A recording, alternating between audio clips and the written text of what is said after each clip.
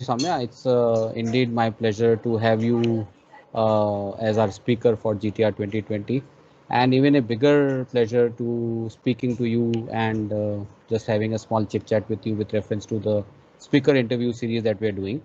Obviously, you don't need an introduction, but rather than me introducing you, I would like you to just say something about yourself.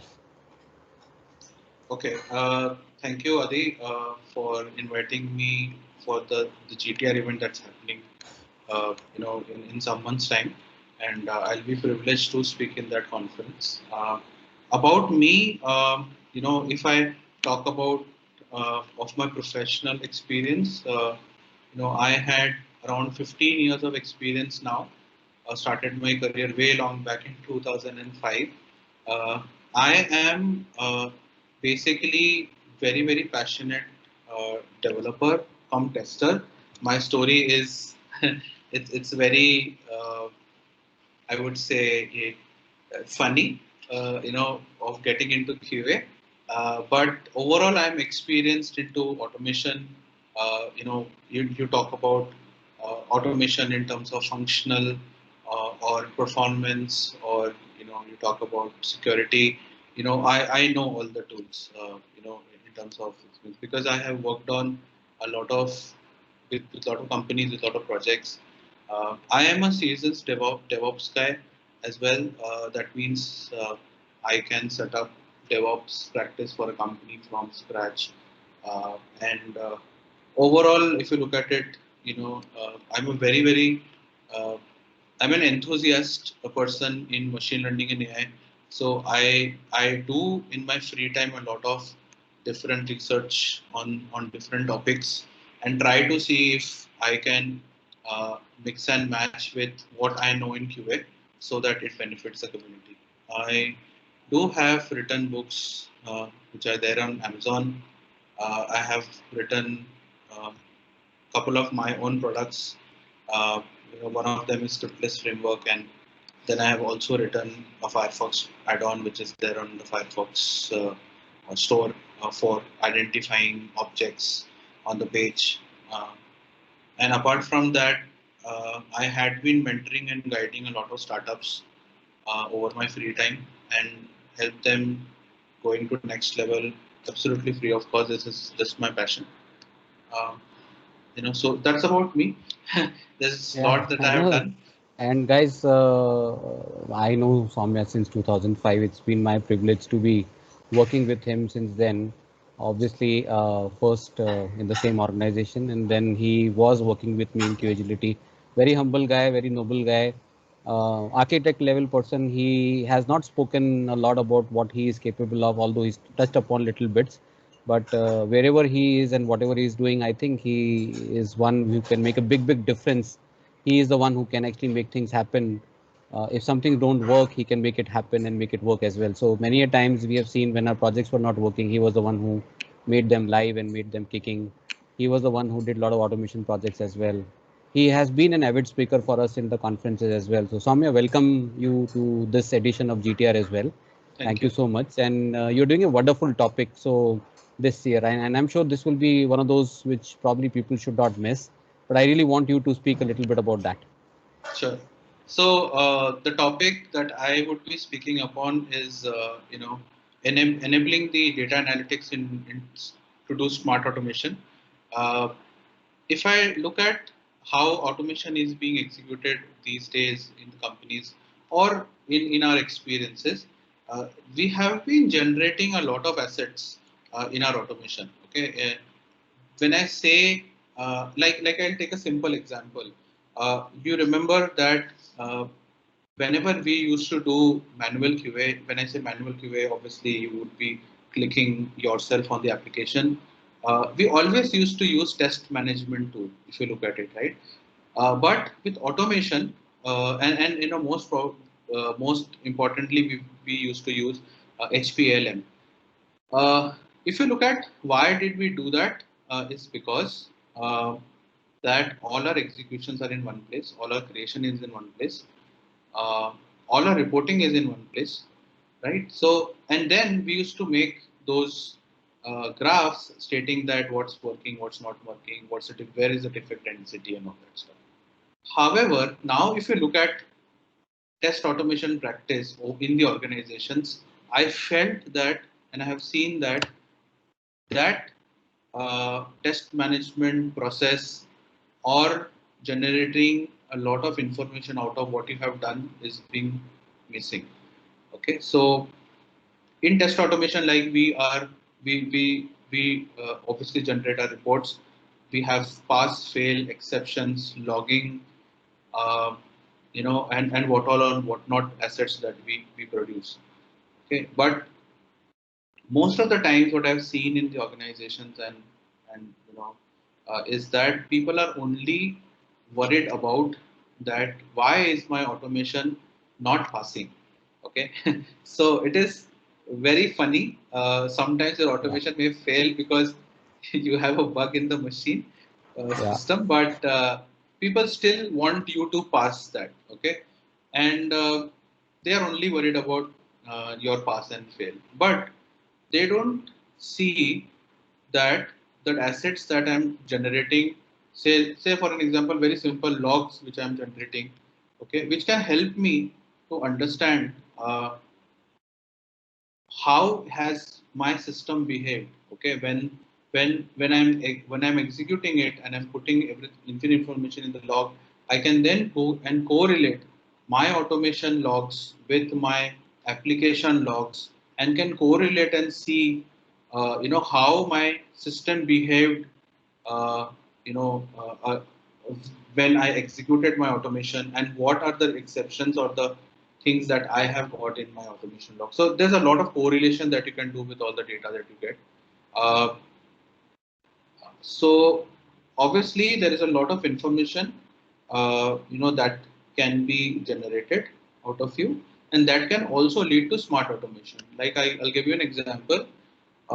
When you run your automation, your application will generate some log, probably that is in QA, and then what you can do is you can obviously request for your production logs, and then see that you executed X number of scenarios, X number of scenarios generated X number of exceptions, whether those X number of exceptions has been being also thrown in the production, okay, or there may be more exceptions.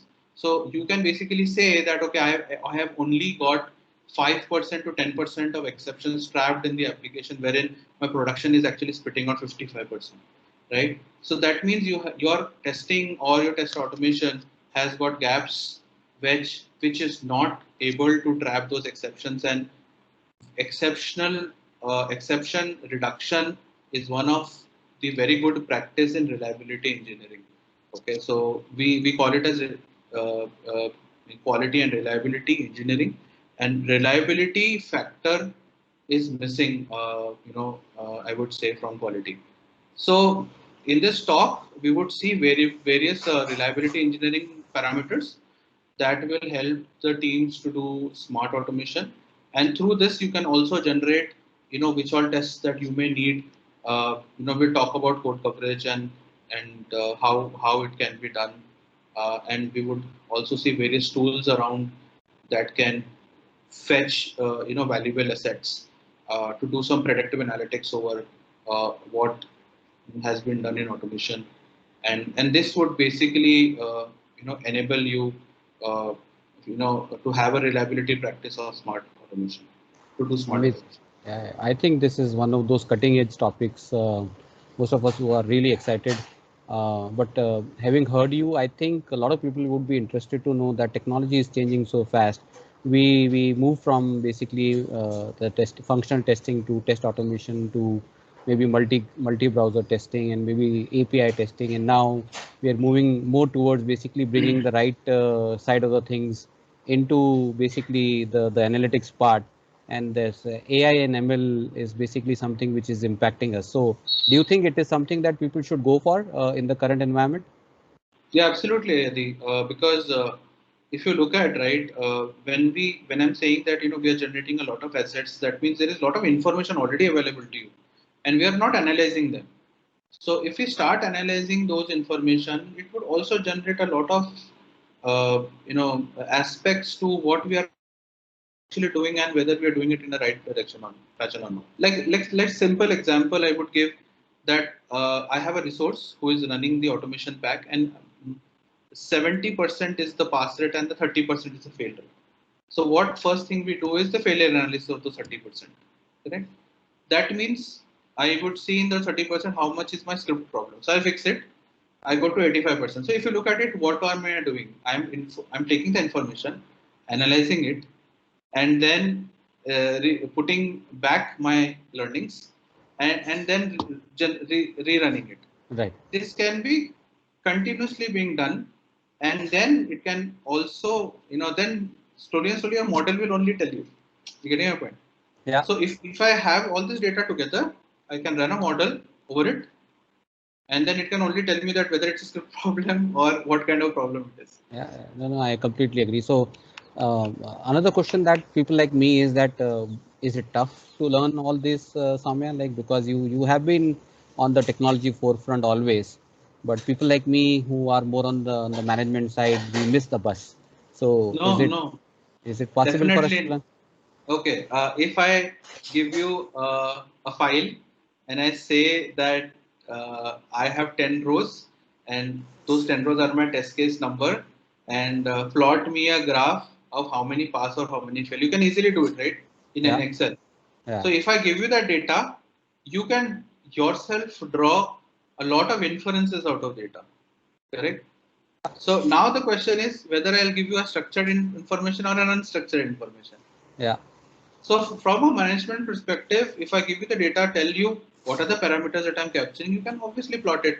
That way, you can have those visualization tools like Tableau or put information through high charts, and anybody can do it very Okay. easily.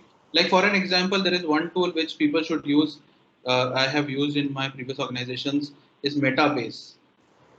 So Metabase sits over, uh, you can basically draw your own, you write your own query, Yeah. and it will generate a lot of stats of QA. Wow, very nice. So So hopefully you it have would be not very missed a lot. interesting. I don't want to basically ask you all the questions so that people don't have any thing left to basically hear you. So I'm excited. So let me take you on the other side because anyways there are so many things that from the technology perspective that people will hear you. So on a lighter side, I know that you are a little foodie like me, right? Mhm. So two quick questions. One is that do you love cooking? Number one, and Yes. number two, what is that you really cook the best, and what would be something that you would like your friends to be invited for having something? So, Adi, to be very frank, my wife Garima always says that she's very fortunate. Only thing that I cannot cook is roti. Apart from that, I can cook a three-course meal, and anything which related to oil, oily food, and all that stuff. Talna wala, that I cannot do. Like Uh-huh. I don't know. I don't know how to do that. But starting from starters, be a veg or a non-veg starter, Uh-huh. to tangadi kebab, to Yeah, like yeah, yeah. chole bhature, to Wow. I make chole awesome, like awesome But chole. Bhature तो तलने वाला हो गया ना, तो भटूरे के लिए you will probably need somebody else to do So that. I basically take help of Garima, but what I Yeah. do is I basically make rice Wow. Wow. and pulao and all that stuff. Uh, so yes, I do cook a lot. Yeah, yeah. So I've heard stories about your tangri kebabs and your famous stuff that you did in South Africa earlier. Amazing stuff and amazing chef that you are, and that reflects in your work as well. So on another side, Soumya, do you see movies and all? Who is your favorite actor or actress? I I actually have not seen a movie from Sorry, like I was just last kidding. This is something which I just six, wanted. 7 months. Uh, But one of the things that my father or Garima always tells me that how can you watch a single movie 5 times or 7 times? Okay, so which that is that was movie? Do you see those many times? Any like or any specific in movie? any movie. So any movie, anytime, and anything like But I do like Russell Crowe a lot, and then I like Tom Hanks. Uh-huh. From India, Irfan Khan was my favorite. Mm-hmm. Nasruddin Shah, all these are like classic actors. So I like them. I like to see art movies. Okay. Wow.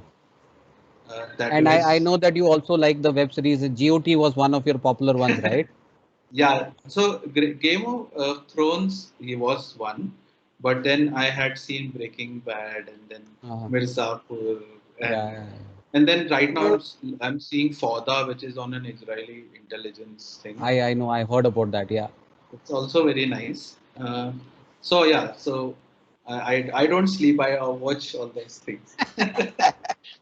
Yeah, and yeah, you are a father to a young, smart little Prisha. So how is fatherhood treating you right now? I would say hectic.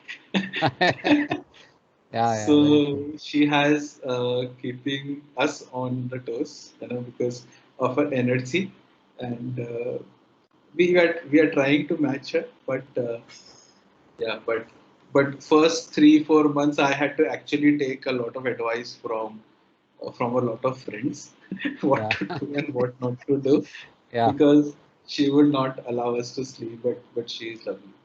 But yeah, I would say that people should have kids. Okay. yeah. Obviously. Very nice. I think, Soumya, there is only one last question that I'm going to ask you. What is your passion and what keeps you going? What exactly makes you do things what you are able to do on a regular basis? See, Adi, the thing is that people do scold me a lot of times because I take a lot of things on my plate, and sometimes I have to not no, say no to somebody. But what I generally like to do is to mentor people, to help others.